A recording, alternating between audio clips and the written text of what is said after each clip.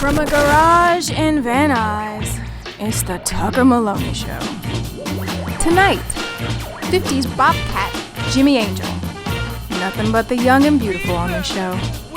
And now, Tucker Maloney.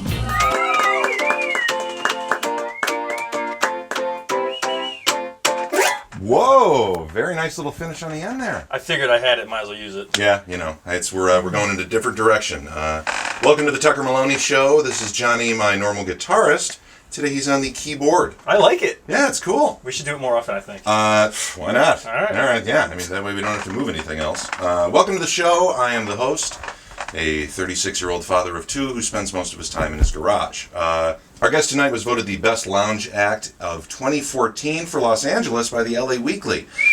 He went to high school with Elvis Presley and had to hide out in Japan for a little while from the FBI.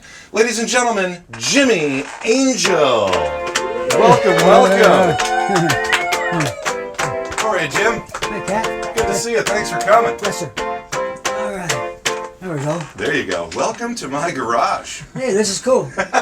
Not too shabby, huh? Probably one of the best rooms you've ever played. This is how Dr. Demento started out. I did that show. Yeah, of course, he was on the radio, so it probably looked about the same style. So you've been doing this for a while? Yes, sir. Since 1957. How did you start out in this? You said you're from Memphis. You went to high school with Elvis. Yes, sir. What was that? Humes High? Yep. Nice. Class of 50... 1953. 53, so you were in his class. Yeah. Wow. Was Elvis a good student? Well, he did the same thing I did. You know, he walked around with his guitar singing Hank Williams songs, rhythm and blues songs, and chased chicks. I played baseball and chased chicks. We both had the lowest grades in Humes High School. Well, perfect. Well, hey, but still, noted alumni. Yeah. So you hear that, kids? You don't really have to study. Well, So you're walking around Memphis, and they dig your look, and they say, you, my friend, are going to be a star? well, I played 3 years with the Yankees, and I got hurt, and I went back to Memphis. And there was not too many jobs for a cat who can't read or write too well. And I had a bad arm at the time, my knee. So I go to this record store called Joe Coogie's. That's where Elvis, Carl Perkins, Roy Orbison, Jerry Lee Lewis all hung out. Yeah. Charlie Rich. And Rufus Thomas did his show there. You're too young, but he did the Funky Chicken and Walking the Dog. Funky Chicken. I know the songs. Yeah, well, he did his radio show from this store. Wow. So I was there watching this chick, first girl in Memphis not to wear a bra, named Bonnie Manel from our high school. And she's walking back and forth, and you know how chicks do. So I'm watching this chick walk back and forth, and I'm pretending to look at records, and here comes Joe Coogie, the owner. God love him. He said, "Hey, Jimmy, I got some fat cats from New York City, and they want to talk to you. I told them about your problem." So here comes these guys. And the first thing they said to me was, you look like Ricky Nelson and Elvis Presley. You want to be a singer? I can't sing. So we didn't ask you that. We own 10 record companies. That's not an issue. Don't worry. We just want to know if you want to be a singer. Yeah. We'll take it from there. And they gave my mama $5,000 out of their pocket. Wow. And they took me back to New York. 8 months later, I was on American Bandstand with Richie Valens, and I've been bopping ever since. And this is 57. Yes, sir. So $5,000 in 1957. That's a good chunk. That's a good chunk of change now. Yeah, especially when you're living on the projects, buddy. Right. Yeah. If somebody gave me $5,000, I'm not going to turn them away. No, today sir. in 2016. Yeah, those guys were. One of them was Ted Simonetti. He was managing Tony Bennett and Louis Priem and Keely Smith, and partners with a guy called Mitch Miller. Okay. Sing along with Mitch for Columbia Records. And then the other three guys, George David Weiss, Hugo and Luigi Creatore, they're responsible for half the hits in the 20th century. The Lion Sleeps Tonight in the Jungle, Mighty Jungle. And then Elvis' signature song till the day he died from Blue Hawaii, Wise Men Say, Only Fools Rush In. So that's the cats that found me. Now, did you know George Klein, too? He went to high school there Yeah, as well, right? he's one of my best friends. Oh, really? In fact, I'm on Elvis radio. I listen to him on Elvis radio all with the time. my song, Let's Give the King Rest. I got tons of pictures with him, and I got some with me there. I got tons of pictures with those guys. Hey, tell him I say hello. Yeah. He has no idea who I am. His other job, he's the MC at the Horseshoe Casino in Mississippi on the water there. So you're singing. Yes, sir. You're performing. Along comes Joe Colombo. Mr. Colombo and the Colombos were responsible for making me a star. Wow.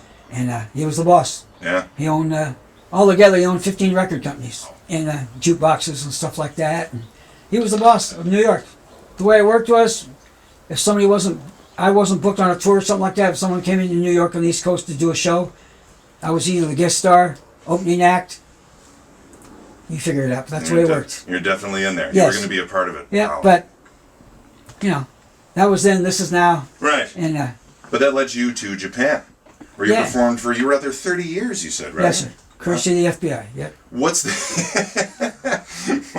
Now, what's the difference between the music scene there versus here? I mean, was it a complete culture shock, or because they're kind of into 50s, did you blend right in? Well, when Pat Boone got me on the plane to get me there, he told me I had a plane ticket and $200 in my pocket, and he says, "They're going to love you, Jimmy. They know about baseball. They know about oldies. You look like Elvis. You're going to fit right in." And buddy, was he right. When I got off the plane, my first job was at the New Latin Quarter. That's where Frank Sinatra, Tony Bennett, Barbra Streisand, Paul Anka, they all played there, Pat. Then one night, the Filipino singer with the Japanese orchestra got sick. And Mr. Yamamoto, the owner, Jimmy-chan, can you try and sing with the orchestra tonight? Okay. I walked on stage. Well.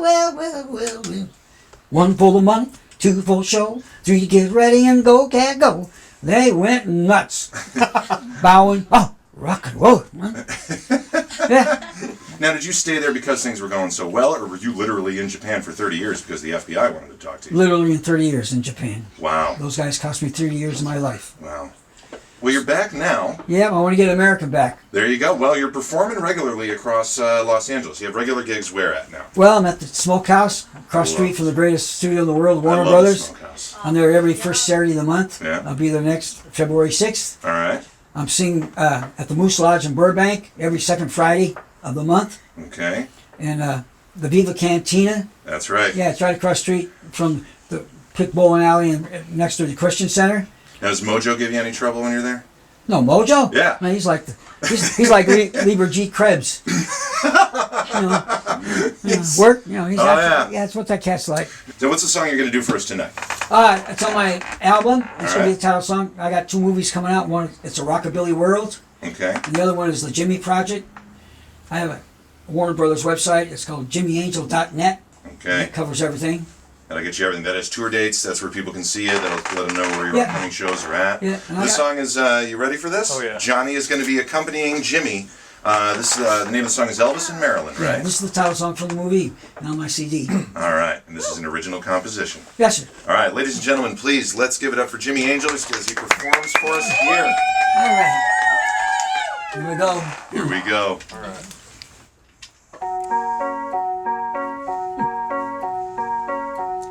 Elvis and Marilyn were the king and queen.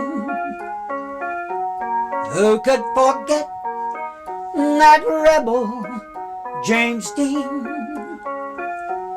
Oh, how I wish we could turn back the years to moments like this.